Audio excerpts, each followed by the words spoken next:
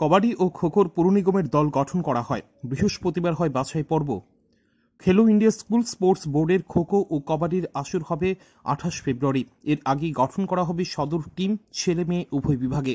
বৃহস্পতিবার পুর নিগম ভিত্তিক দল গঠন করা হয় উমাকান্ত স্টেডিয়ামে। খোখোতে ছেলে মেয়ে টিমে 12 জন করে আর কবাডিতে 9 জন করে। শুক্রবার পুর নিগম ও ডুকলি ব্লক মিলে সদর দল গঠন হবে। আজকে খেলো ত্রিপুরা স্কুল স্পোর্টস বোর্ডের পার্ট 6 আমাদের kho kho and kabaddi boys and girls selection meet AMC লেভেলে আমরা করতে চলছি।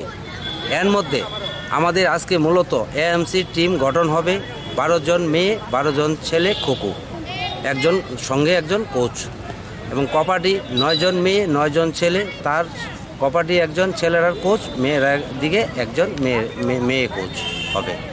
এটা হবে আমরা এএমসি টিম গঠন। কালকে হবে সাব ডিভিশনের লেভেলে আমাদের এই টিমটা আর ডুগলি ব্লকের টিম মিলে হবে সদর টিম মূল গঠন। রিপোর্ট চ্যানেল দিনরাত।